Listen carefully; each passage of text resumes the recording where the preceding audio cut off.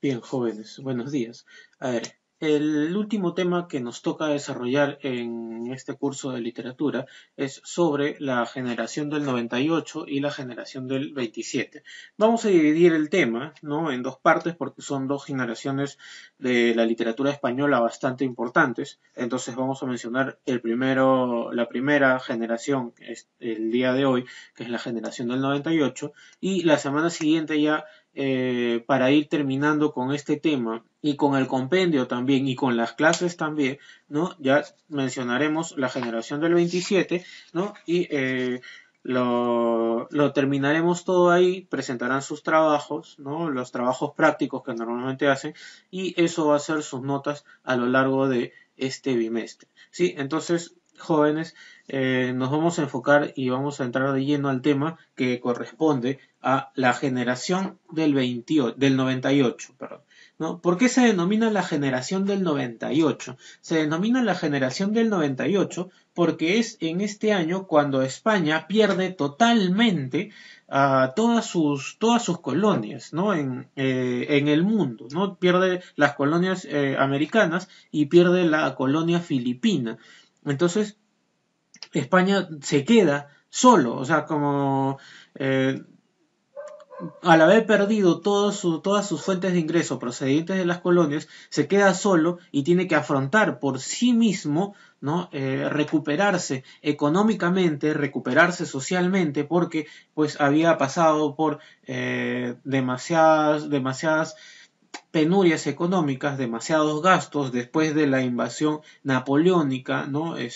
Luego de ello también la recuperación económica tras la pérdida, ¿no? Por eso es que esta generación del 98 trata de realzar ese sentimiento nacionalista propio, neto de la España, ¿no? Indicar que España puede salir ella misma de sus problemas, ¿no? Sin necesidad pues de apoyarse en estas colonias de las que antes pues se beneficiaba, ¿no? Entonces, vamos a ver el contexto histórico de esta generación del 98. Nos dice el desastre del 98. La decadencia cultural española, que ya se avisoraba en la década anterior, llegó a su clímax en este sombrío año de 1898, en que la patria de Cervantes pierde la guerra con los Estados Unidos de Norteamérica y firma el Tratado de París, por el que cede sus últimas colonias, Cuba y Filipinas. Estos hechos afectaron hondamente la moral del pueblo español, pero hubo reacciones dignas de aplauso y mención. Efectivamente, surge el movimiento regeneracionista,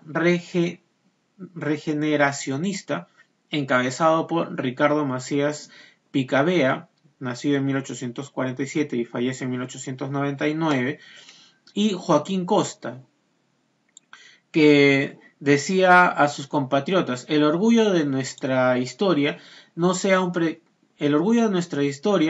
pretexto para la inacción, doble llave el sepulcro del Cid.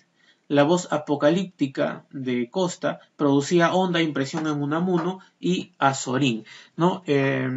¿A qué se refiere con el orgullo de nuestra historia no sea un pretexto para la inacción? Doble llave el sepulcro del Cid. O sea que ya debían dejar de lado ese orgullo ancestral, ¿no? De las luchas del Cid, ¿no? Y comenzar pues a tener unas nuevas luchas, ¿no? A tener nuevos próceres, a tener nuevos héroes, ¿no? Ya vivieron demasiado tiempo viviendo orgullosos de las aventuras o los hechos históricos del Cid, ¿no? Entonces ya es momento, ¿no? De despertar y de dejar eso atrás y comenzar a tener pues ellos mismos unas nuevas acciones heroicas, ¿no? Por eso decía doble llave al sepulcro del Cid, o sea que ya se deje guardado ahí, que ya no vuelva a salir, que se quede ahí, que quede como un monumento histórico, pero comenzar nuevamente con hechos históricos actuales, ¿no? Contemporáneos. La voz apocalíptica de Costa produce honda impresión en Unamuno y Azorín, que vendrán a ser más adelante los principales representantes de esta generación del 98. Igualmente levantaron sus corazones y su fe los sabios de la época, y entre ellos don Marcelino Menéndez y Pelayo, eminente polígrafo, historiador y crítico. Hombre de vastísima cultura que se adelantó en muchos aspectos a su tiempo, tanto que se decía de él era su voz como la voz de todo un pueblo. Otros sabios fueron el famoso histólogo y premio Nobel don Santiago Ramón y Cajal, el arabista Julián Rivera, el célebre historiador del derecho don Eduardo de Hinojosa, el ilustre biólogo don Gregorio Marañón. Todos ellos ofrecieron a la patria el ejemplo del esfuerzo sin desánimo. Pero las reacciones más importantes se produjeron por acción, primero, del modernismo, ¿no? Ya hemos visto anteriormente pues, la corriente modernista, cuyo creador y abanderado fue Rubén Darío, ¿no? El modernismo, como ya les había explicado en sesiones anteriores también, ¿no? O en otras ocasiones, ¿no? El modernismo fue esa corriente literaria, la primera, ¿no? Corriente literaria que partió de América y llegó luego a Europa, ¿no? Normalmente las corrientes literarias crecían o nacían en Europa y posteriormente venían a América. Esta corriente fue netamente americana, ¿no? Fue una corriente netamente propiamente americana. Principal representante, pues Rubén Darío, ¿no? José Martí, en Perú, José Santos Chocano, ¿no? Principales representantes de ese modernismo, cuyo creador y abanderado fue Rubén Darío, y cuyos integrantes conspicuos son don Ramón del Valle Inclán, Manuel Machado, Francisco Villaespesa y Eduardo Marquina. Y B, de la generación del 98 que estudiaremos a continuación, ¿ya?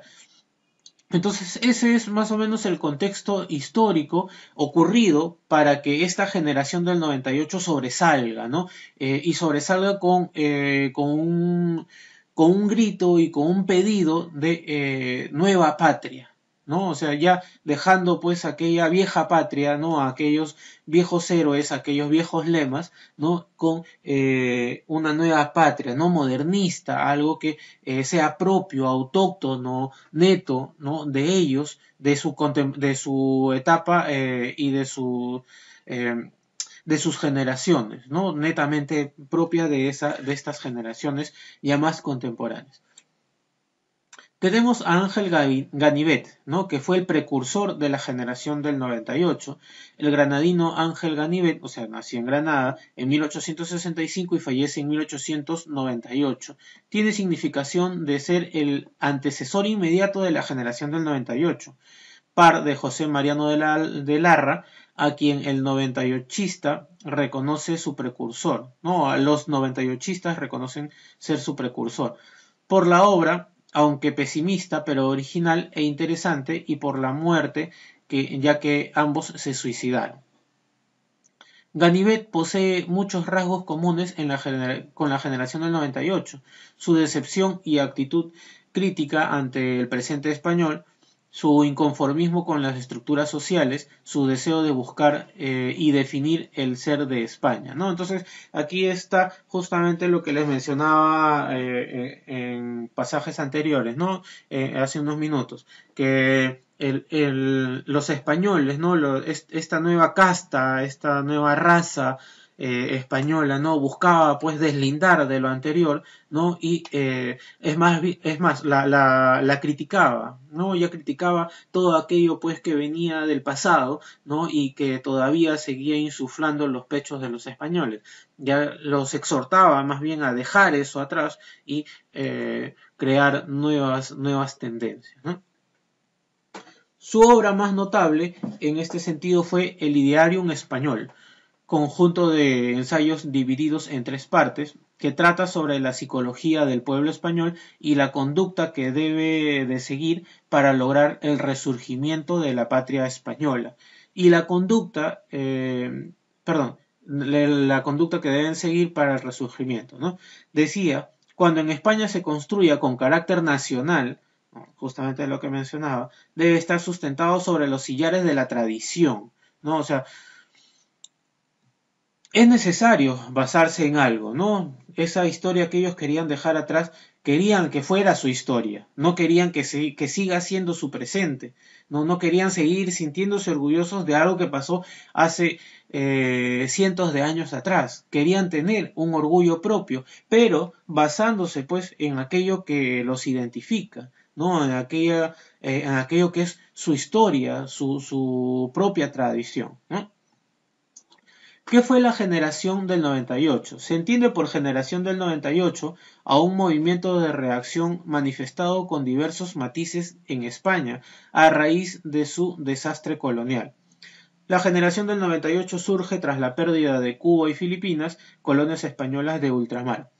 Los escritores signados bajo este precedente denominación, bajo la precedente denominación, buscaron la regeneración de España, ¿no? Justamente lo que les decía, ¿no? Ese cambio, ese rebrote generacional. Unas veces combatiendo las tradiciones, otras cultivando y restaurando los valores reales españoles. Deseaban una revisión nacional y total de la cultura española en sus aspectos más primordiales, artísticos, filosóficos, social, moral y religioso. ¿Quiénes fueron los principales representantes de esta generación 98ista? ¿No? Los principales representantes fueron Miguel de Unamuno, uno de los principales, Jacinto Benavente, José Martínez Ruiz, Pío Baroja, ¿no? También gran representante, Antonio Machado, uno de los grandes poetas de la literatura española, ¿no? Un gran representante de la literatura de la literatura poética española, Ramiro de Maeztu y Gabriel Miró. Las características de esta generación 98ista. Nos dice la actitud de preocupación ante la situación de España.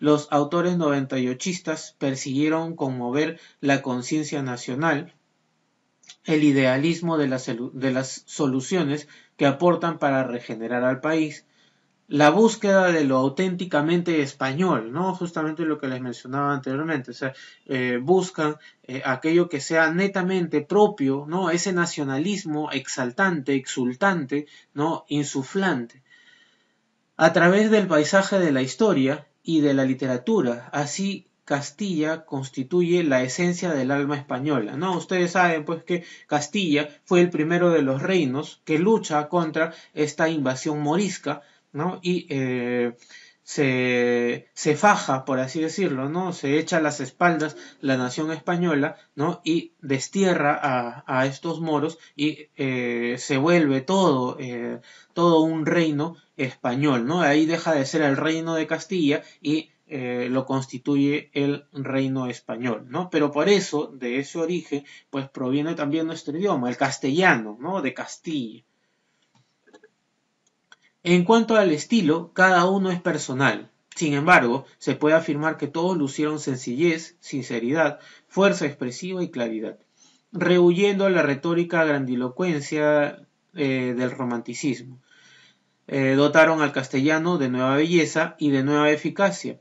Prefirieron el ensayo como género inmediato de análisis social. Temas del 98. A ver, acá esto es bien importante, chicos, ¿no? ¿Qué temas son los que propusieron los literatos de la generación del 98? Propusieron tres temas principales: la historia, el paisaje y el rescate de autores pasados, ¿no?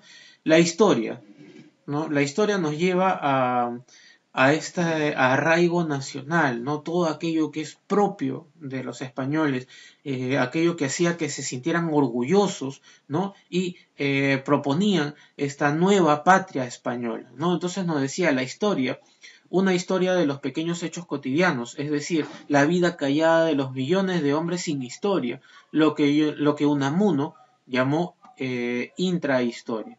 El paisaje, ¿no? Hacer sentirse orgulloso, otra parte también nacionalista, ¿no? Sentirse orgulloso de aquello que tú tienes, ¿no? Ya no sentirte orgulloso de lo que conquistaste, ¿no? Sino de aquello que tú tienes en tu propia patria, ¿no? Por muchos años, ¿no? Por muchos siglos, España se sentía orgullosa de todo aquello que había conquistado, ¿no? Pero era un orgullo foráneo, un orgullo de fuera, un orgullo que no era propio, sino que venía de otros lados. Entonces, aquí se busca renacer con ese orgullo propio, neto, ¿no?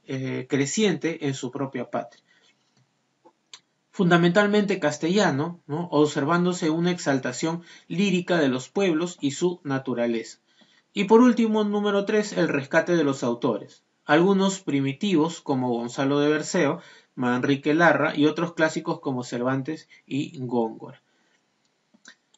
A ver, el principal representante de esta generación del 98, muy aparte de la época, de la literatura poética, ¿no? O del género poético, nos vamos a mencionar a los representantes narrativos, ¿no? En este caso tenemos a Miguel de Unamuno. Miguel de Unamuno nace en 1864 y fallece en 1936.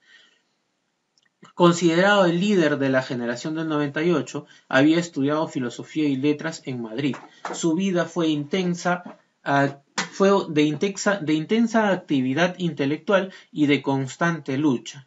Lucha contra la trivialidad de su tiempo, la falta de inquietudes, intentando sacudir las conciencias y las luchas consigo mismo, debatiéndose en contradicciones sin hallar la paz. Dentro de sus obras tenemos, entre los ensayos, ¿no? Tenemos del sentimiento trágico de la vida, ¿no? La vida de Don Quijote y Sancho, la agonía del cristianismo y en torno al casticismo. Entre sus novelas, que aquí es donde más sobresale, La tía Tula, ¿no? Paz en la guerra y Niebla, que es su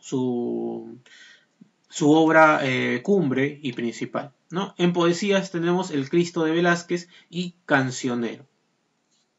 En las obras de Miguel de Unamuno, ¿no? Dice sobresale la historia y la cultura hispánica, ¿no? Teniendo singular forma vida de Don Quijote y Sancho, ¿no? Esta obra fue personal y apasionada interpretación de capítulo a capítulo de la obra de Cervantes como expresión de la esencia española y permanente modelo del idealismo, ¿no? Entonces, Unamuno pues trata de realzar, ¿no? Esa imagen literaria, representativa, neta, propia de España y universal, ¿no? O sea, que salió de España para convertirse en universal. Otro representante también de gran importancia a nivel narrativo y poético fue Juan Ramón Jiménez, ¿no? Juan Ramón Jiménez, pues que tiene una obra que creo que todos hemos conocido en algún momento, hemos escuchado, aunque sea, que se llama Platero y yo, ¿no? Que vamos a hacer un análisis más adelante, ¿no? Juan Ramón Jiménez nace en Moguer, provincia de Andalucía, ¿no? El 25 de diciembre de 1881. Su vocación poética es absoluta y temprana. En 1900 va a Madrid a luchar por el modernismo, pero la muerte de su padre le produjo una profunda crisis de varios años que lo obligó a cuidados psiquiátricos y a un largo retiro en Moguer. Vuelve a Madrid en 1912, su magisterio poético es ya inmenso, o sea, es un maestro de la poesía, y en 1916 se casa con Zenobia Camprubi. Al año siguiente escribe Diario de un poeta recién casado y con la guerra civil se exilia, él y su esposa se exiliarán en América y años después, en 1956, estando en Puerto Rico, se le reconoce con el premio Nobel, ¿no? La noticia coincide con la muerte de su esposa, de Zenobia. El poeta solo la sobrevivirá 2 años y muere en Puerto Rico en 1958.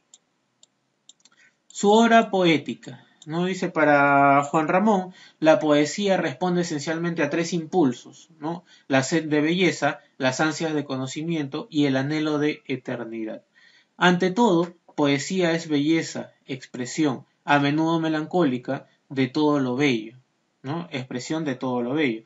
Pero es también un modo de conocimiento que permite ahondar en la esencia de sus realidades, en su verdad más profunda, y es, en fin, expresión de anhelo, de eternidad, concebida como posesión inalcanzable de la belleza y la verdad. A ver, ¿qué es lo que trata de decir con todo esto? ¿No? Que Juan Ramón Jiménez lo que buscaba era esa belleza exaltante, ¿no? Dentro de todo lo que pueda estar alrededor de él, ¿no? Esa sed de belleza, esa búsqueda esa búsqueda incansable y constante de la belleza, ¿no? Pero no solamente de la belleza descrita de manera, pues, trivial, ¿no? O frugal, sino a través de la búsqueda del conocimiento también, ¿no?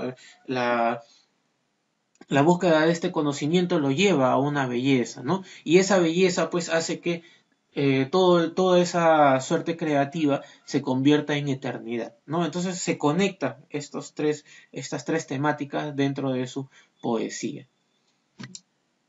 En su trayectoria nos dice, notemos que por edad Juan Ramón Jiménez pertenece a la llamada generación novecentista.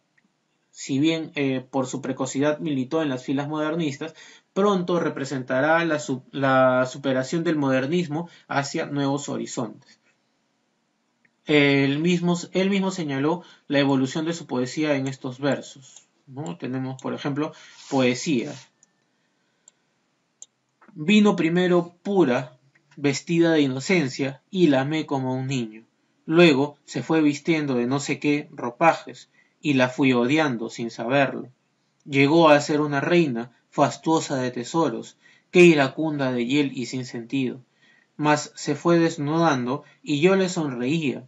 Se quedó con la túnica de su inocencia antigua, creí de nuevo en ella, y se quitó la túnica. Y apareció desnuda toda, oh pasión de mi vida, poesía, desnuda, mía para siempre, ¿no? Entonces, en esa poesía va describiendo las etapas que él va pasando en su poesía, ¿no? Primero es básica, ¿no? Primero es simple, luego ya cuando entra a la etapa del modernismo ya se vuelve fastuosa, ¿no? Se vuelve suntuosa. Luego de ello, ¿no? Va dejando atrás esta etapa modernista y va encontrando la verdadera esencia de esta poesía que él tanto añoraba, ¿no? Según esto, cabe distinguir en su trayectoria las siguientes etapas, ¿no? La poesía pura, aquella poesía inicial, vestida de inocencia, pura en el sentido de sencilla con la influencia de Becker. El principal libro de estos años es Arias Tristes, publicada en 1903. Luego viene, justamente como les mencionaba, esa poesía modernista, ¿no? Suntuosa, ¿no? Demasiado excesiva. Adopta los ropajes, adjetivación profusa, ¿no? Esos ropajes a los cuales se refiere, a los cuales reviste a esta poesía, ¿no? Que al principio era pura, ¿no? La reviste de demasiados ropajes, ¿no? Y la vuelve demasiado suntuosa. Valores sensoriales, ritmos amplios, aunque de tipo intimista. A esta etapa pertenecen libros como La soledad sonora, Sonetos espirituales y otros, escritos entre 1908 a 1915. De esta etapa también es el tan conocido y entrañable libro en prosa Platero y yo, ¿no? Publicado en 1914. Y luego viene pues la poesía desnuda, ¿no? Después de haber cubierto de estos ropajes suntuosos, ¿no? Pretenciosos a su poesía, la desnuda, ¿no? Y le quita todo eso, ¿no? Y ya no es poesía pura, la inicial, ya no es la poesía del inicio, tampoco es la poesía modernista, ¿no? Ya es una poesía que tiene de ambos, pero ya es desnuda, ya es propia. Su afán de renovación lo lleva a dejar atrás el léxico modernista, la adjetivación sensorial y los ritmos sonoros, para dejar paso a la concentración conceptual y emotiva. Es una poesía nueva, personalísima, única, propia de él, fuera de escuelas y tendencias. Abre esta etapa en 1914 con Diario de un poeta recién casado, libro fundamental en la poesía del siglo XX. Sigue entre 1916 y 1936, con Eternidades de piedra y cielo y otros títulos más. Por último, se añade una última etapa, posterior a 1936, ¿no? Poesía cada vez más acentrada y profunda, que desemboca en lo metafísico, incluso en cierto misticismo. En esta etapa escribe En el otro costado, Dios deseado y deseante. Ya, a ver, vamos a leer un pequeño análisis sobre Platero y yo. Nos dice, por los mismos años, Platero y yo, publicado en 1914, por los mismos años en que Juan Ramón Jiménez desarrolla su poesía modernista, escribe este memorable libro de prosa poética. Prosa poética, ojo, a ver, recordemos que era la prosa poética, no era aquella narrativa con connotaciones poéticas. O era esa poesía que era transformada en prosa, ¿no? Puede ser cualquiera de las dos. En esta obra el autor escribe este memorable libro de prosa poética porque poemas en prosa son los 138 capitulillos y viñetas que lo integran, ¿no? Pertenecientes al género lírico, es considerada una elegía. En esta obra el autor nos presenta hechos y anécdotas ocurridas a él y a su borriquillo, ¿no? A un burrito, teniendo como fondo la vida de su pueblo natal, Moguer. La obra carece de argumento, ya que es un conjunto de estampas que no mantiene una secuencia en cuanto a los hechos narrados. O sea, no se puede analizar, no es que carezca, no es que no tenga un argumento, tiene una idea, ojo, no un argumento, sino una idea, porque los poemas, ¿no? No tienen argumento, los poemas tienen ideas, ¿no? Ideas que quieren ser transmitidas. En este caso, como es una prosa poética, carece de un argumento, pero tiene una idea que quiere ser transmitida, ¿no? Cada estampa o poema es un meditor del poeta o una descripción del ambiente. Platero y yo asume el rol de conciencia e interlocutor del poema, pues la obra está narrada en primera persona. Desfilan por la obra personajes de pueblos pequeños, niños mendigos, labradores, etc. Después de mucho deambular, junto en el poema 132, ¿no?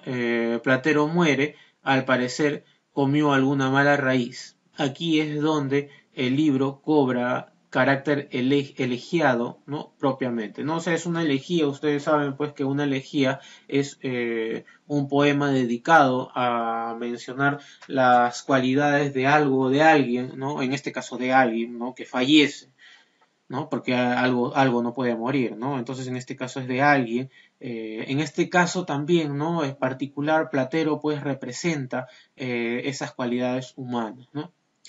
No sé qué contestó que el infeliz se iba, nada, que un dolor, que no sé qué raíz mala, la tierra entre la hierba. A mediodía Platero estaba muerto. La barriguilla de algodón se le había hinchado como el mundo, y sus patas, rígidas y descoloridas, se elevaban al cielo. Parecía su pelo rizoso, ese pelo de estopa apolillada de las muñecas viejas, que se cae al pasarle la mano en una polvorienta tristeza. Platero y yo se constituye en una obra que reactualiza la relación entre el hombre y la naturaleza, ¿no? Justamente pues la interacción de esta naturaleza castellana, ¿no? De Castilla. Platero en realidad representa la naturaleza que frecuentemente está depredada por el hombre, que destruye el universo en su permanente ansia de conocimiento. Luego de ello, por último, tenemos la antología, el poema 135, Melancolía. Esta tarde he ido con los niños a visitar la sepultura de Platero, que está en el huerto de la piña, al pie del pino redondo y paternal. En torno, abril había adornado la tierra húmeda de grandes lirios amarillos. Cantaban los chamarices allá arriba, en la cúpula verde, toda pintada de cenit azul, y su ritmo a menudo, florido y reidor, se iba en el aire de oro de la tibia tarde, como un claro sueño de amor nuevo. En el poema 138, a Platero en el cielo de Moguer.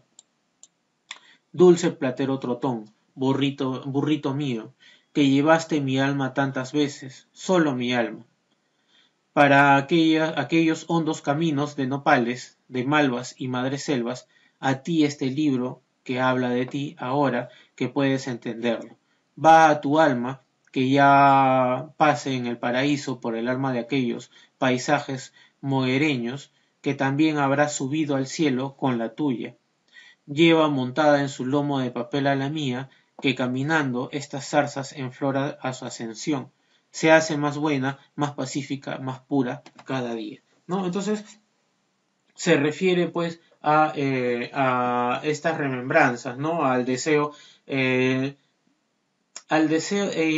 aquel sentimiento no melancólico triste, ¿no? Sino de melancolía en cuestión de añoranza, ¿no? Y de buenos deseos, ¿no? Si ustedes se dan cuenta, pues que no escribe algo pues pesadumbrado, no triste, a punto de llorar, sino al contrario, ¿no? Que le desea lo mejor y que esté en el paraíso, ¿no? Y que en su lomo cargando sus poemas, ¿no? Y así, ¿no? Entonces es una poesía no apesadumbrada, ¿no? Sino por el contrario. Entonces, chicos, hasta aquí llegamos con la parte de la generación del 97, ¿sí? La semana siguiente terminamos con este tema correspondiente a la generación la generación del 98, ¿no? Y la semana siguiente terminamos con la generación del 27, ¿sí? Entonces, eso es todo por la clase del día de hoy. Nos vemos la semana siguiente.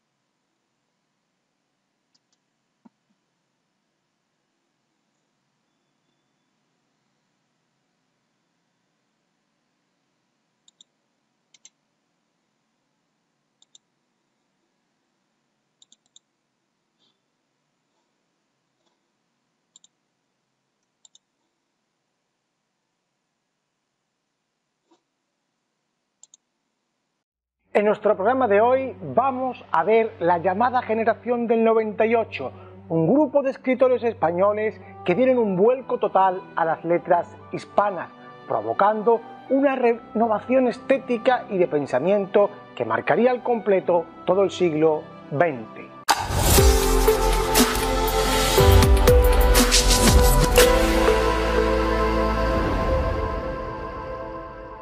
Aunque el nombre de generación del 98 ha resultado polémico y ha sido rechazado por muchos estudiosos, es tal su arraigo en la tradición y la cultura académica que ya no podemos desligarnos de esta etiqueta. Lo que sí parece desterrado es su oposición al modernismo, pues los propios integrantes de la generación del 98 abrazaron en algunas obras esta tendencia. Se podría decir entonces que los escritores del 98 pertenecen, en cierto modo, al movimiento modernista, aunque con algunos matices y con una etapa final de alejamiento en busca del estilo personal. Los autores de la generación del 98, además de cultivar la narrativa, la poesía y el teatro, se van a centrar también en el ensayo.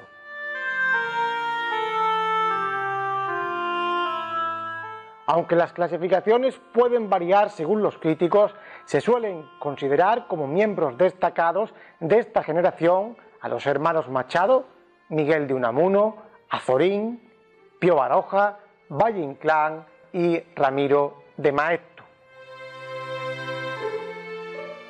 ¿Por qué el nombre de generación del 98? El concepto de generación engloba a escritores que nacen en épocas similares. Algunas clasificaciones marcan 15 años de diferencia, que viven en una misma cultura y que comparten tradición intelectual y características comunes en sus obras. También en las generaciones suele existir un líder.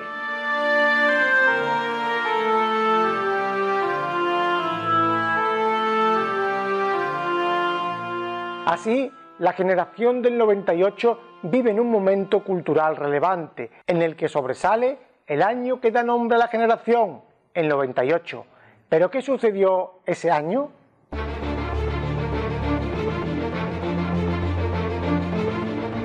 El año de 1898 está marcado con rojo en el calendario de la historia de España. Se produce en ultramar las pérdidas de las colonias Puerto Rico, Filipinas y Cuba. Esta pérdida, denominada como el desastre del 98, fue un golpe moral que terminó por poner la puntilla a la decadencia militar y política que estaba produciéndose en España desde hacía ya 3 siglos.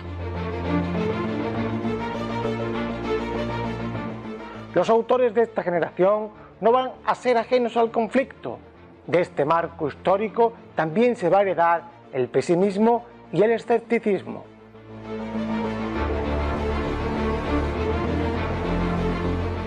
Otras de las corrientes de pensamiento que influyen en sus creaciones son el canovismo y el regeneracionismo de Joaquín Costa, que va a tratar de darle un nuevo impulso a España.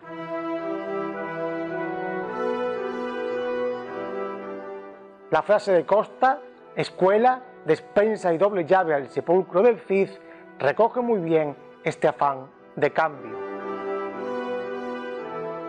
Por otra parte, se está produciendo en Europa una crisis existencialista y religiosa como fruto del colapso del racionalismo. Esa crisis penetra también en España con la generación del 98. Dios y el existencialismo serán temas fundamentales en sus obras. Destacan las influencias de la filosofía de Schopenhauer, Nietzsche o Kierkegaard.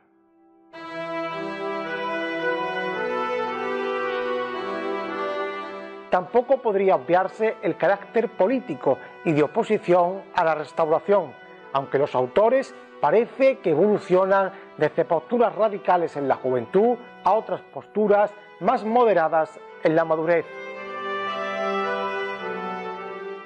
De la vertiente literaria, los modelos a seguir y admirar son Cervantes, Quevedo o Larra.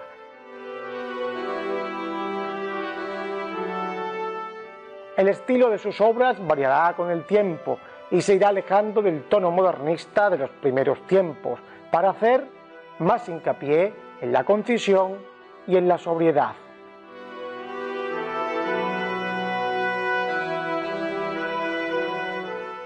Los temas fundamentales de la generación van a ser Dios, la reflexión sobre España y lo castellano, el existencialismo y lo religioso.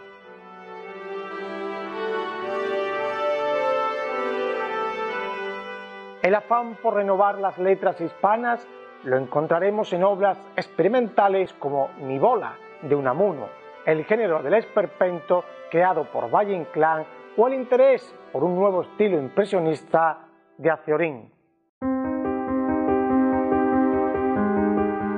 Los miembros de la generación solían reunirse también en las famosas tertulias de los cafés, donde debatían, se relacionaban y ganaban enemigos y adeptos. Algunas de estas tertulias eran la del Café de Levante, el Café de Madrid o el Café de Fornos. Entre las obras cumbres de esta generación encontramos algunas de Antonio Machado, como Soledades, Galerías y otros poemas, o Campos de Castilla. De Pío Baroja podrían señalarse la trilogía La lucha por la vida o El árbol de la ciencia. De Unamuno, Niebla, La tía Tula o La vida de Don Quijote y Sancho. De Azorín, La voluntad, Los Pueblos, Castilla o Antonio Azorín. Y de Valle Inclán, Luces de Bohemia, Sonatas, Tirano Banderas o Aromas de Leyenda. Pues hasta aquí, amigos, nuestro acercamiento a la generación del 98. En próximos capítulos concretaremos más al detalle en alguno de sus autores. Ya sabes, si te ha gustado nuestro programa, déjanos un like, suscríbete, comenta y comparte.